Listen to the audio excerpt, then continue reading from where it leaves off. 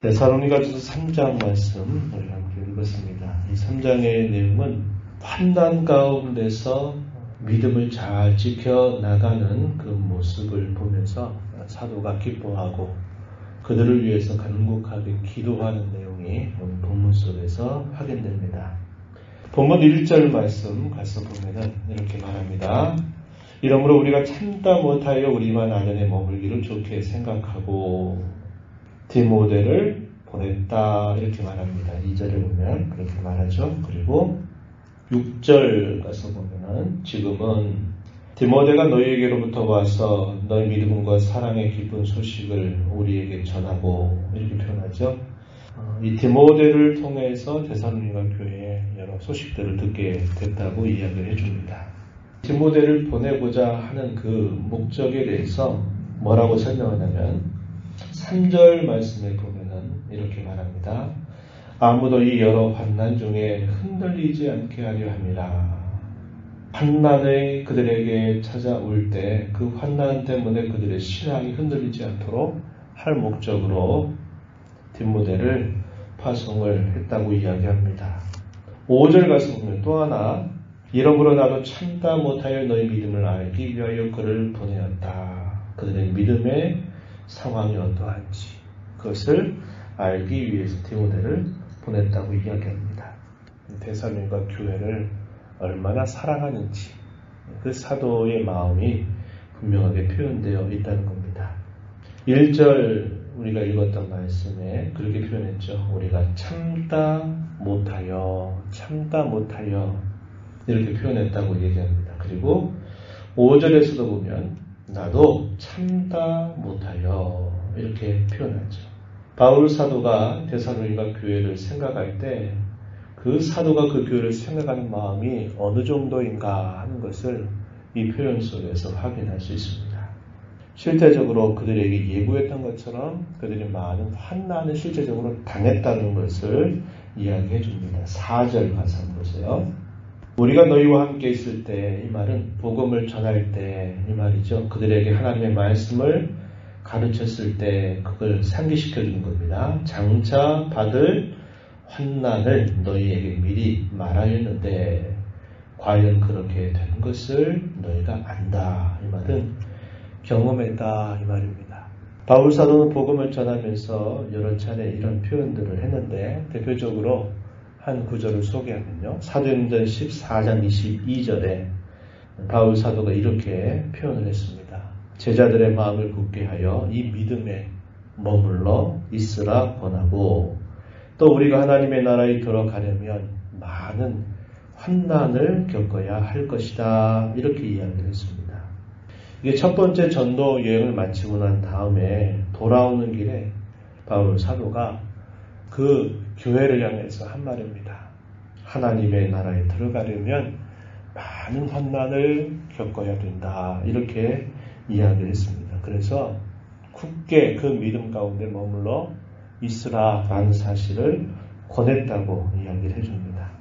바울 사도가 첫 번째 감옥 생활을 했던 중에 빌립보 교인들 향해서 보낸 편지에서도 이런 비슷한 표현을 우리가 확인합니다. 빌립보서 1장 29절 말씀에 보면요. 그리스도를 위하여 너희에게 은혜를 주신 것은 다만 그를 믿을 뿐 아니라 또한 그를 위하여 고난도 받게 하려 하십니다. 이렇게 말씀을 주고 있습니다. 이 말씀을 종합을 하면 무슨 뜻입니까? 하나님의 나라에 들어가려면 이 믿음의 생활을 하려고 한다면 많은 환난을 겪는 것은 당연한 일이다 라는 겁니다. 믿음 때문에 여러 시련과 어려움이 닥쳐올 때 그것을 낯선 것처럼 여기지 말고 올 것이 맞구나 이런 생각을 갖고 그럴 때 더 믿음을 굳게 붙들라고 이야기를 해주는 것입니다. 이런 환난이 우리에게 두 가지 결과를 가져다 줄 거예요. 하나는 이런 환난과 시련을 통해서 믿음이 흔들려서 쓰러지는 결과가 있을 것이고 또 하나의 결과는 그 환난을 통해서 더 신앙이 공교하게 다져지는 결과가 있다는 겁니다. 사도가 바라고 기대하는 것, 하나님이 기대하는 것은 뭘까요? 그 환난과 시련 속에서 그 믿음이 더 연단받아서 그 믿음이 더 굳게 세워져 가는데 있다는 겁니다. 우리가 인생을 살아가면서 믿음을 떠나서도 받는 여러 공경과 어려움이 있고 또 우리가 믿음을 갖고 있기 때문에 또 그 믿음으로 인해서 갖는 그런 공경과 어려움과 시련이 우리의 인생 속에 있다는 겁니다.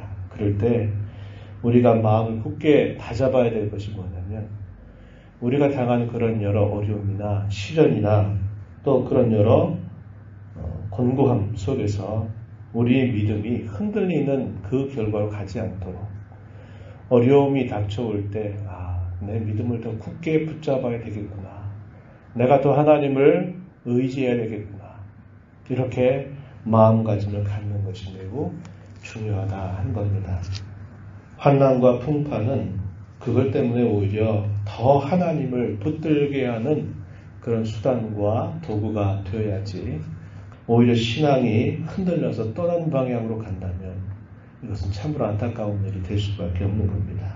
바울 사도가 왜 그렇게 이 데살로니가 교회에 마음을 쓰고 또 간곡한 마음을 표현하고 또 그 안타까운 마음으로 디모데를 보내서 그 상황을 살핀 다음에 돌아와서 보고를 듣게 되었을 때 왜 그렇게 기뻐합니까? 교회가 세워진 지 얼마 되지 않은 그곳에 여러 시련들이 닥쳤을 때 그 시련 때문에 흔들려서 좌초되는 모습이 아니라 그 시련을 견뎌내고 극복하고 이겨나가는 그들의 모습을 보니까 이게 얼마나 기뻤는지 모릅니다. 그래서 그들로 인하여 사도 자신도 많은 위로를 받았다라고 이야기합니다. 디모데를 통해서 보고받았던 내용 6절에 보면 이렇게 말합니다. 믿음과 사랑의 기쁜 소식을 들었다 이렇게 이야기하죠. 그리고 서로를 보고 싶어하는 간절한 마음이 있음을 확인했다고 이야기합니다. 사도는 이 성도들을 보고 싶어했고 이 성도들은 언제나 또 사도와 복음의 일꾼들이 우리에게 다시 와서 우리에게 이 말씀을 전해줄까 보고 싶다라고 하는 그 마음이 서로가 확인이 됐다는 겁니다. 복음으로 말미암아 맺어진 관계입니다. 인간적인 관계로 맺어진 그런 모습이 아니라 하나님의 말씀에 의해서 끊을 수 없는 그 복음 안에 말씀 안에서 맺어진 관계라고 하는 것을 그렇게 보여주고 있는 것입니다. 그래서 사도는 그들의 그런 모습을 확인하고서는 위로받았다고 이제 좀 숨쉬고 살겠다라고 이렇게 표현을 하고 있습니다. 7절 말씀 보면은 이렇게 표현했어요. 이러므로 형제들아 우리가 모든 궁핍과 환난 가운데서 너희 믿음으로 말미암아 너희에게 위로를 받았다. 바울 사도와 그의 일행도 역시 고린도 지방으로 옮겨갔을 때 아주 형통하고 잘된 일들을 겪는 게 아닙니다. 복음의 전파와 함께 많은 시련 여전히 당하고 있는 거예요. 그런데 데살로니가 교인들이 환난을 겪었는데 그 환난을 잘 이겨냈다고 하는 소식을 들으니까 사도가 위로받았다 이렇게 이야기합니다. 위로받았다.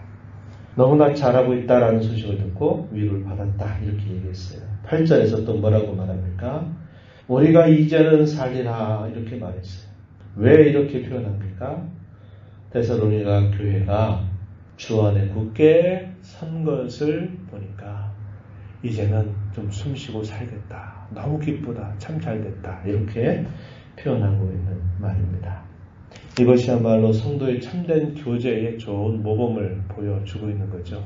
사도는 그 연약한 교회를 위로하고자 하는 마음이 간절했어요. 그리고 그 교회는 그 여러 시련 가운데 믿음에 더 굳게 붙여가는 모습을 보여주면서 사도를 위로합니다. 위로하고 위로받는 그들의 모습.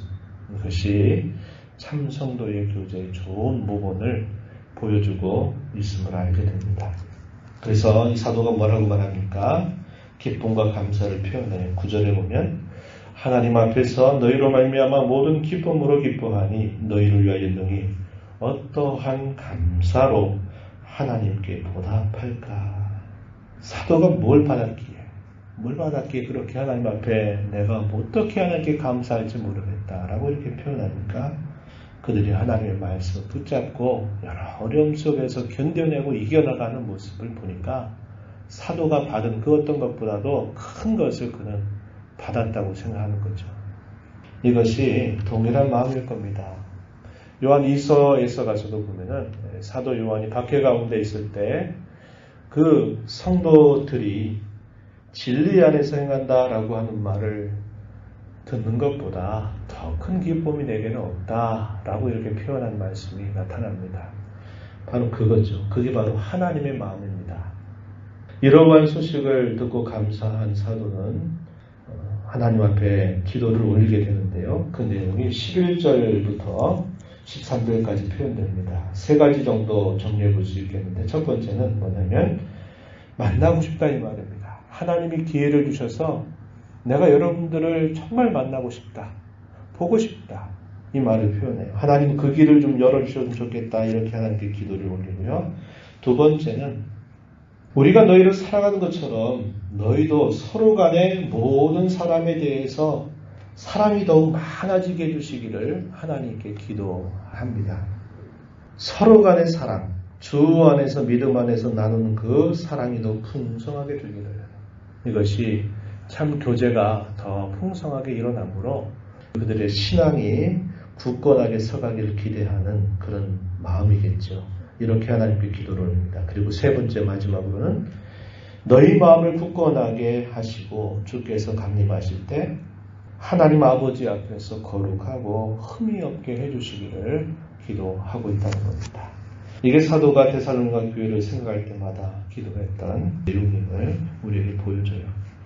사도는 고난을 예고했습니다. 하나님의 나라에 들어가려면 많은 어려움이 찾아오게 될 것이다. 예고한 대로 그 시련을 만나게 되었을 때 그 시련과 고난에 동참하면서 이겨나가는 데살로니가 성도들의 모습을 통해서 우리는 고난이 찾아올 때 그것을 낯설게 여기지 말아야 되겠고 그러할 때일수록 더 믿음에 굳건하게 서야 되겠다고 하는 마음을 갖고 신앙을 더 굳세게 다져가는 삶이 되어야 하겠다는 겁니다. 우리가 지금 겪고 있는 이것도 공경입니다. 어려움입니다. 이것 때문에 우리의 신앙이 좌초되지 않도록 해야 할 것입니다. 더 하나님을 의지하고 붙들어서 믿음으로 이 모든 일들을 이겨나가는 자세를 보여야 할 것입니다. 이런 일들 위해서 함께 기도하며 힘써가는 우리 모두가 되기를 바랍니다. 하나님 아버지, 이 새벽 시간에도 저희들을 불러주셔서 오늘도 주의 말씀을 함께 읽고 듣고 생각하게 하심을 감사드립니다. 세워진 지 얼마 되지 않은 어린아이와 같은 교회였지만 하나님의 나라에 들어가기 위해서는 많은 고난이 찾아오게 될 것을 예고하였고 그러하기에 더욱더 염려스러웠던 사도는 그의 동역자를 보내서 그런 만남 가운데 이 교회가 어떻게 되는지 무척이나 궁금해했습니다. 환난과 시련 가운데서 믿음을 잘 지켜나가고 그 믿음으로 승리해 나가는 모습을 들었던 사도는 그 어떤 것으로도 표현될 수 없는 기쁨과 감사를 하나님 앞에 올리고 있습니다. 공명과 시련을 만나게 될 때 그것을 낯설게 여기는 모습이 아니라 올 것이 왔다라는 생각을 갖고 더 믿음을 굳게 다져가는 모습을 갖게 하시고 성도의 참된 교제를 잘 이루어감으로 오히려 고난과 시련이 믿음으로 더 나아가게 하는 발판이요 디딤돌이 되던 그런 역사를 이루어가도록 저희를 인도하여 주시옵소서. 은혜의 보좌 앞에 나와서 아버지를 간절하게 구하는 모든 심령들의 간구에 귀를 기울여 주시고 가장 좋은 것으로 응답하여 주옵소서. 예수님 이름으로 기도하옵나이다. 아멘.